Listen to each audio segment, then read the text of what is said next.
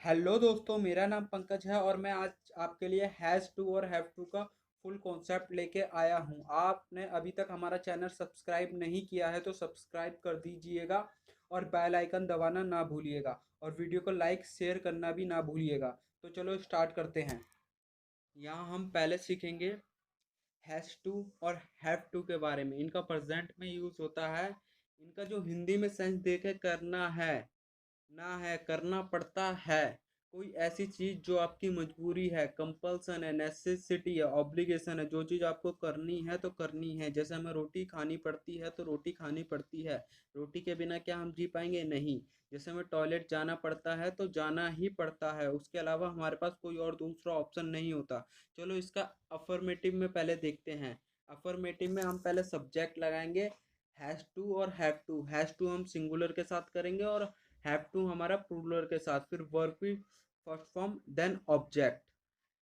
Has to हमेशा third person singular के साथ ही आता है।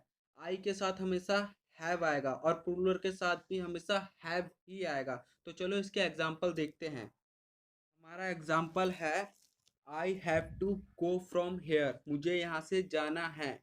ये हमारी कहीं ना कहीं मजबूरी दिखा रहा है, कंपल्सन दिखा रहा है। ठीक है, चलो इसका एक और एग्जाम्पल देखते हैं। हमारा अगला एग्जाम्पल है he has to tell us about his life. उसे अपनी लाइफ के बारे में हमें बताना ही पड़ेगा। उसकी यहाँ कोई ना कोई मजबूरी है जिस कारण उसे ये सब हमें अपनी लाइफ के बारे में बताना ही पड़ेगा। चलो देखते हैं हैज़ टू और हैव टू का नेगेटिव में किस तरीके से यूज होता है।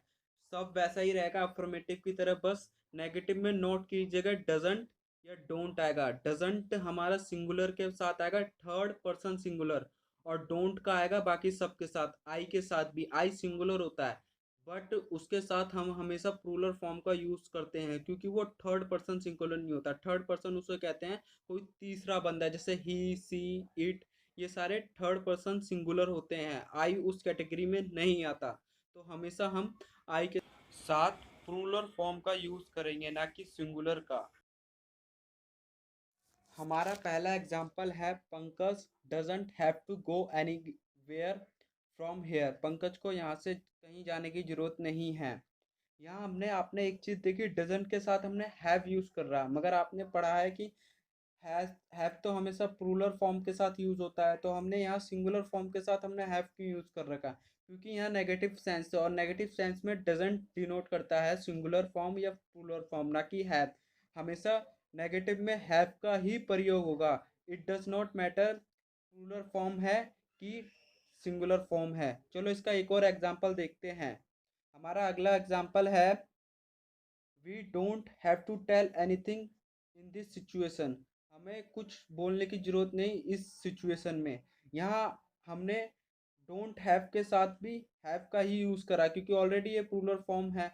एक चीज और, हम डजंट या डज नॉट या डोंट या डू नॉट दोनों में से किसी का भी यूज कर सकते हैं। बट हम हैज टू और हैव टू के साथ नॉट का नहीं कर सकते क्योंकि वो ग्रामेटिकल ही रॉन्ग होगा।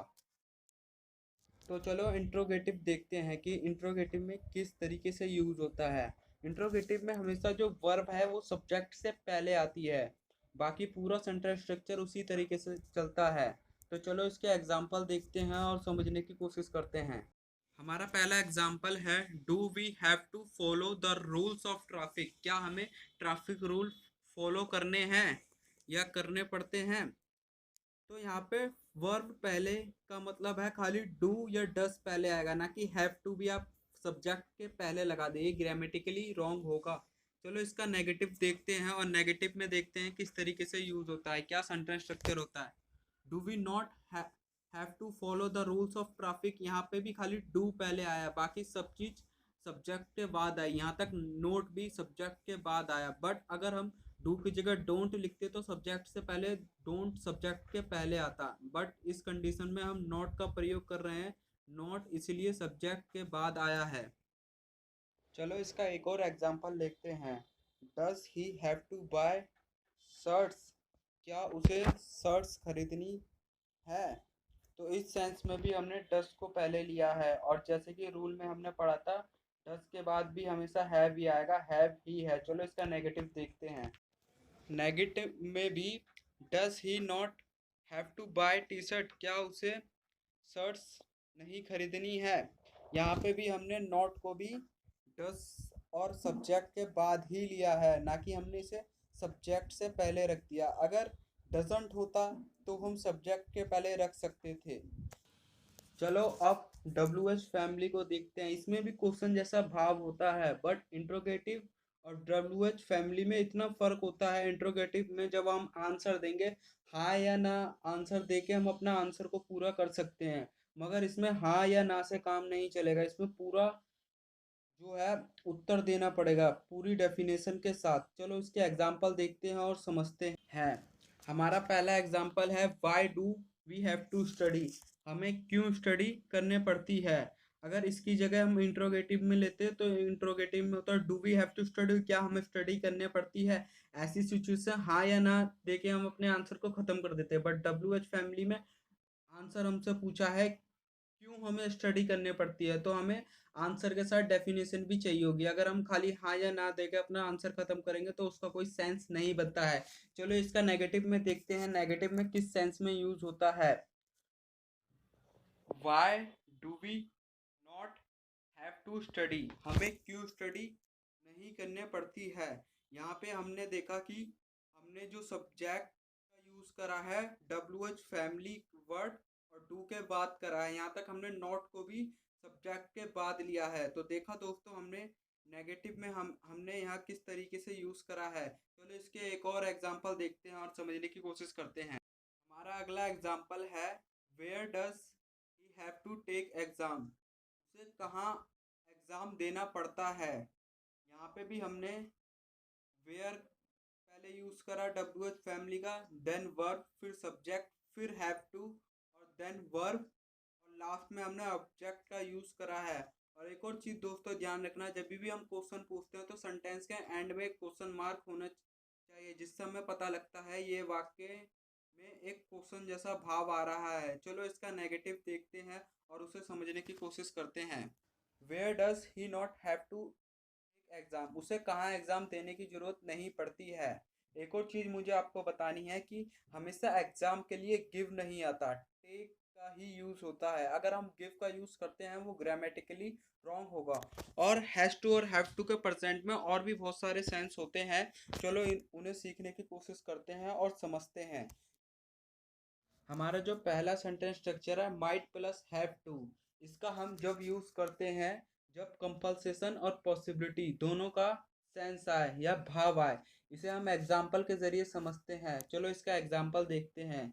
हमारा पहला एग्जाम्पल है he might have to stay here, उसे यहाँ रुकना पड़ सकता है। तो देखा दोस्तों यहाँ पे भी माइट हमारा पॉसिबिलिटी की सेंस दे रहा है और हैव टू हमारा कंपल्सेशन का सेंस दे रहा है। और भी इसके कई सारे यूज होते हैं, चलो एक एक करके समझते हैं। हमारा पहला यूज है हैव टू का या हैज टू का सजेशन के लिए। सजेशन का ज़्यादातर हम देखते हैं शुड का यूज होता है, और उसे ज़्यादा जोर देना होता है तो मस्ट का। मगर उससे भी ज़्यादा जोर देना होता है किसी वाक्य पे, एम्फेसाइज करना होता है तो हैव टू का यूज होता है। चलो एग्जाम्पल देखते हैं और उसके ज़रिए समझने की कोशिश करते हैं। हमारा पहला एग्जाम्पल है यू शुड ट्राई इट, तुम्हें इसे ट्राई करना चाहिए। और एक और एग्जाम्पल है इस सेंटेंस को ज़्यादा जोर देने के लिए, you must try it. But लेकिन अगर आपको उससे भी ज़्यादा एम्फेसाइज करना है सेंटेंस को, तो आप इस्तेमाल करते हैं you have to try it, तुम्हें इसे ट्राई करना ही पड़ेगा। तो चलो दोस्तों सीखते हैं हैविंग टू का किस सेंस में यूज होता है। ज़्यादातर इसको कंटिन्यूस फॉर्म को दर्शाने के लिए यूज होता है। कोई ऐसा वाक्य जो कंटिन्यूस हो, चल रहा हो, ऐसी सिचुएशन में हम हैव टू या हैज टू की जगह हम हैविंग टू का यूज करते हैं। चलो इसका एग्जांपल देखते हैं।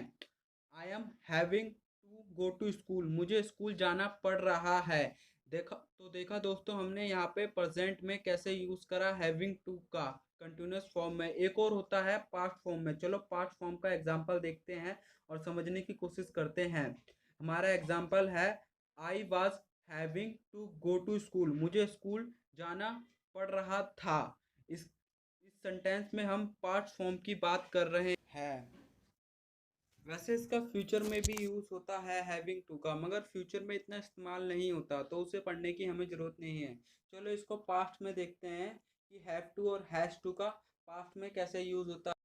पास्ट में हम हैड टू का प्रयोग करते हैं। अगर इसका हिंदी में सेंस देखें, करना था, ना था, करना पड़ता था, करना पड़ा, कोई ऐसी चीज़ जिसको हमारे पास्ट में कोई मन नहीं होता था फिर भी हमें करना पड़ता था, हमारी मजबूरी थी। चलो इसे एग्जाम्पल के ज़रिए समझते हैं। हमारा एग्जाम्पल है I had to go to school. मुझे स्कूल जाना पड़ता था, मेरा मन नहीं था फिर भी मेरे को स्कूल जाना पड़ता था। वैसे स्कूल जाने का तो किसी का भी मन नहीं होता है। एक और एग्जाम्पल देखते हैं इसे और अच्छी तरीके से समझने के लिए। दूसरा एग्जाम्पल है आई हैड टू वेट। मुझे वेट करना पड़ता था। वैसे वेट करना भी किसी की इच्छा नहीं होती, मगर कभी कभार हमें वेट करना पड़ जाता है। तो चलो एक और एग्जाम्पल देखते हैं, मगर इसे अब की बार नेगेटिव में लेंगे। नेगेटिव में हमारा पहला एग्जाम्पल है कि I didn't have to go to tuition. मुझे ट्यूशन नहीं जाना पड़ता था। एक और एग्जांपल लेते हैं, मगर डिडंट की जगह हम डिड नॉट का यूज़ करेंगे और देखेंगे डिड नॉट का यूज़ किस तरीके से होता है हैड टू के साथ। हमारा एग्जांपल है I did not have to go to tuition. बस हमने डिड नॉट को अलग कर दिया है। जैसे ऊपर सेंटेंस लिख रखा है हमने ब्लैक में, वैसा ही हमने नीचे लिख रखा है। दोनों का मतलब सेम होगा, बस लिखने का तरीका डिफरेंट डिफरेंट है। चलिए देखते हैं इंट्रोगेटिव में हैड टू का कैसे प्रयोग होता है। जैसे कि मैंने पहले बताया था, हेल्पिंग वर्ब सब्जेक्ट से पहले आती है इंट्रोगेटिव सेंटेंस में। इंट्रोगेटिव का जो सेंस होता है, या हम आंसर दे सकते हैं हाँ या ना में दे सकते हैं। जैसे कि हम देख सकते हैं did I have to cook food. क्या मुझे खाना बनाना पड़ता था। और इसमें एक चीज़ और है, हम हैड टू का प्रयोग नहीं कर सकते, हमें यहाँ हैव टू का प्रयोग करना होगा क्योंकि डिड ऑलरेडी पास्ट का सेंस दे रहा है। एक और एग्जांपल देखते हैं। दूसरा एग्जांपल है हमारा did I not have to cook food. क्या मुझे खाना नहीं बनाना पड़ता था। जैसे कि मैंने बताया था कि डिड प्लस सब्जेक्ट फिर नॉट हैव टू का प्रयोग होगा। एक और एग्जांपल देखते हैं। इसमें हम डब्ल्यू एच फैमिली का प्रयोग करेंगे। W H family helping verb से भी पहले आएगी। जैसे कि हम एग्जांपल में देख सकते हैं why did we have to make video. हमें क्यों वीडियो बनानी पड़ती थी। इसका हम नेगेटिव देखते हैं। नेगेटिव में हम कैसे प्रयोग करेंगे। हमारा नेगेटिव है why did we not have to make video. हमें क्यों वीडियो नहीं बनाने पड़ती थी। क्या हम इन दोनों सेंटेंस का आंसर हाँ ना में दे सकते हैं। नहीं, क्योंकि अगर हम हाँ ना में देंगे तो वाक्य का जो हमारा जो क्वेश्चन होगा उसका पूरा सेंस ही बदल जाएगा और आंसर जो रहेगा हमारा उसका कोई महत्व नहीं रहेगा। हम यहाँ पे डिड नॉट की जगह हम डिडेंट का भी प्रयोग करेंगे तो वो भी सही माना जाएगा, जैसे कि हमने पहले पहले वाले सेंटेंसों में देखा है। एक और एग्जांपल लेते हैं। What did you have to ask. तुम्हें क्या पूछना पड़ता था। और इसका नेगेटिव देखें। जो नेगेटिव में हमने बताया था डिड नॉट या डिडंट का यूज़ होता है। नेगेटिव में हमारा सेंटेंस है what did you not have to ask. तुम्हें क्या पूछना नहीं पड़ता था। बस दोस्तों हैड टू का पास्ट में इन्हीं सारे सेंसों में प्रयोग होता है। चलो अब फ्यूचर को देखते हैं। फ्यूचर में हैव टू का किस सेंस में प्रयोग होता है। फ्यूचर में हम विल हैव टू का प्रयोग करते हैं। अगर हिंदी में इसका मतलब देखें करना पड़ेगा ना होगा। इसे हम एग्जाम्पल के ज़रिए समझते हैं और समझने की कोशिश करते हैं। ठीक है, हमारा पहला एग्जाम्पल है he will have to take bath again. उसका बाथ लेने का मन नहीं है मगर उसे लेना पड़ेगा। इसमें भी कंपलसेशन आ रही है। एक और एग्जाम्पल देखते हैं। हमारा दूसरा एग्जाम्पल है children will have to go to school. बच्चों को स्कूल जाना पड़ेगा, उनका मन नहीं है फिर भी उन्हें स्कूल जाना पड़ेगा। एक और एग्जांपल लेते हैं और अब की ये नेगेटिव में लेंगे और देखेंगे नेगेटिव में किस सेंस में यूज होता है। हमारा नेगेटिव का एग्जांपल है he will not have to change his job. उसे अपनी जॉब चेंज नहीं करने पड़ेगी। तो देखा दोस्तों, हमने नॉट का विल और हैव के बीच में यूज करा है। एक और एग्जांपल लेते हैं, मगर अब की इंट्रोगेटिव में लेंगे। इंट्रोगेटिव जैसा मैंने बताया था, इनका आंसर हाँ या ना में दे सकते हैं। हमारा जो एग्जांपल है will you have to sell your scooter. क्या तुम्हें अपना स्कूटर बेचना पड़ेगा। तो आप इसका आंसर हाँ या ना में दे सकते हैं। एक और एग्जांपल देखते हैं, ये भी इंट्रोगेटिव में होगा बट इसको इसको हम नेगेटिव में लेंगे। जो हमारा एग्जाम्पल है, will they not have to sleep, क्या उन्हें सोना नहीं पड़ेगा। तो देखा दोस्तों, हमने इंट्रोगेटिव में नेगेटिव का कैसे प्रयोग करा, सेम जैसे हमने पिछले उसमें यूज करा था। एक और एग्जांपल लेते हैं। सेम इसका मतलब भी जैसे ऊपर वाले सेंटेंस का है वैसे ही नीचे वाले का है, बस लिखने का तरीका अलग है। विल नॉट की जगह हमने वांट का प्रयोग करा है। एक और एग्जांपल लेते हैं। आपकी जो एग्जांपल लेंगे WH फैमिली का होगा। हमारा एग्जांपल है what will I have to do, मुझे क्या करना पड़ेगा। क्या हम इसका आंसर हाँ ना में दे सकते हैं? अगर हाँ ना में देते हैं तो इसका कोई सेंस नहीं बनेगा। चलो एक और एग्जांपल लेते हैं और समझने की कोशिश करते हैं। ये जो एग्जांपल है हमारा नेगेटिव में है। What will I not have to do. यहाँ हमने देखा, पहले हमने WH फैमिली का प्रयोग करा, फिर विल का, फिर सब्जेक्ट का, फिर नॉट का, फिर हमारा हैव टू और प्लस ऑब्जेक्ट। इसे हम दूसरे तरीके से भी लिख सकते हैं, जैसे कि आपने ये देखा, what want I have to do, मुझे क्या करना नहीं पड़ेगा। तो एक और एग्जांपल लेते हैं और समझने की कोशिश करते हैं। Where will I have to sit, मुझे कहाँ बैठना पड़ेगा। इसको भी नेगेटिव में लेते हैं और समझने की कोशिश करते हैं। Where will I not have to sit, मुझे कहाँ नहीं बैठना पड़ेगा। इसे एक और तरीके से लिख सकते हैं, जैसे कि मैंने बताया था, विल नॉट को हम वोंट की जगह लिख सकते हैं, जैसे कि इसमें देख सकते हैं हम।